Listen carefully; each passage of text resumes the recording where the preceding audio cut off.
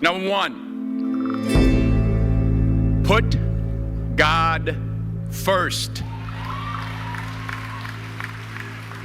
Put God first in everything you do. Everything that you think you see in me, everything that I've accomplished, everything that you think I have, and I have a few things, everything that I have is by the grace of God. Understand that. It's a gift. 40 years ago, March 27th, 1975, it was 40 years ago, just this past March, I was flunking out of college. I had a 1.7 grade point average. I hope none of you can relate. I had a 1.7 grade point average. I was sitting in my mother's beauty shop. They still call it beauty shops now? What they call it now? Yeah, I was sitting in the beauty parlor. I was sitting in my mother's beauty parlor, and I'm looking in the mirror, and I see behind me this woman under the dryer. And every time I looked up, she was looking at me, just looking me in the eye. And I didn't know who she was, and I said, she said, somebody give me a pen, give me a pencil, I have a prophecy. March 27, 1975, she said, boy, you are gonna travel the world and speak to millions of people. Now mind you, I flunked out of college. I'm thinking about joining the army. I didn't know what I was gonna do, and she's telling me I'm gonna travel the world and speak to millions of people. Well, I have traveled the world, and I have spoken to millions of people. But that's not the most important thing, the success that I had. The most important thing is that what she taught me and what she told me that day has stayed with me since. I've been protected, I've been directed, I've been corrected. I've kept God in my life, and it's kept me humble. I didn't always stick with him, but he always stuck with me. So stick with him in everything you do. If you think you want to do what you think I've done, then do what I've done and stick with God. Number two, fail big. That's right. Fail big. Today is the beginning of the rest of your life, and it can be very frightening. It's a new world out there. It's a mean world out there. And you only live once. So do what you feel passionate about. Take chances professionally. Don't be afraid to fail. There's an old IQ test, was 9 dots, and you had to draw 5 lines with a pencil within these 9 dots without lifting the pencil. The only way to do it was to go outside the box.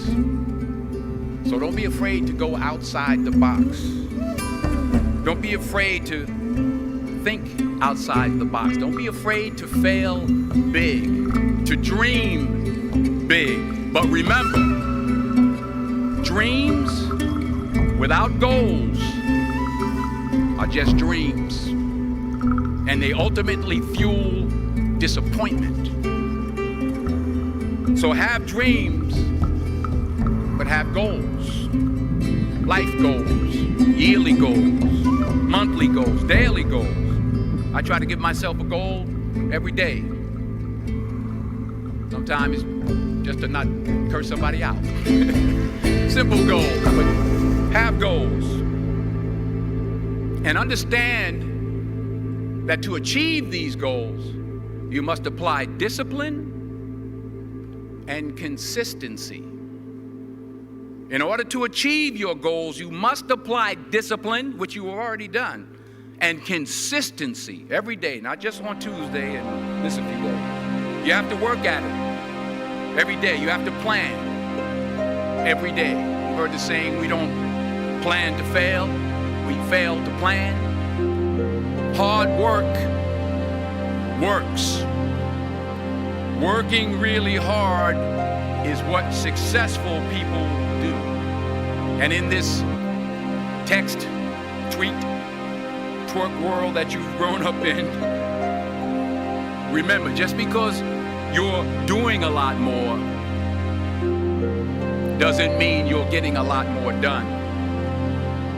Remember that. Just because you're doing a lot more doesn't mean you're getting a lot more done. Don't confuse movement with progress. My mother told me, she said, yeah, because you can run in place all the time and never get anywhere. So continue to strive, continue to have goals, continue to progress. Number 3, you'll never see a U-Haul behind a hearse. I'll say it again.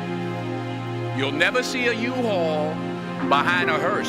I don't care how much money you make, you can't take it with you. The Egyptians tried it. They got robbed. That's all they got. You can't take it with you. And it's not how much you have. It's what you do with what you have. We all have different talents. Some of you will be doctors, some lawyers, some scientists, some educators, some nurses, some teachers. Yeah, okay. Some preachers. The most selfish thing you can do in this world is help someone else. Why is it selfish? Because the gratification, the goodness that comes to you, the good feeling that I get from helping others. Nothing's better than that. Well, one or two things, but nothing's better than that. Not jewelry, not big house I have, not the cars, but it's the joy. That's where the joy is, in helping others. That's where the success is, in helping others. Finally, I pray that you put your slippers way under the bed tonight, so that when you wake up in the morning, you have to get on your knees to reach them. And while you're down there, say thank you for grace. Thank you for mercy. Thank you for understanding. Thank you for wisdom. Thank you for parents. Thank you for love. Thank you for kindness. Thank you for humility. Thank you for peace. Thank you for prosperity. Say thank you in advance for what's already yours. It's how I live my life. That's why I am. One of the reasons why I am today. Say thank you in advance for what is already yours. True desire in the heart for anything good is God's proof to you, sent beforehand to indicate that it's yours already. I'll say it again. True desire in the heart, that itch that you have, whatever it is you want to do, that thing that you want to do to help others and to grow and to make money, that desire, that itch, that's God's proof to you, sent beforehand already to indicate that it's yours. And anything you want good, you can have. So claim it. Work hard to get it. When you get it, reach back. Pull someone else up. Each one, teach one. Don't just aspire to make a living. Aspire to make a difference.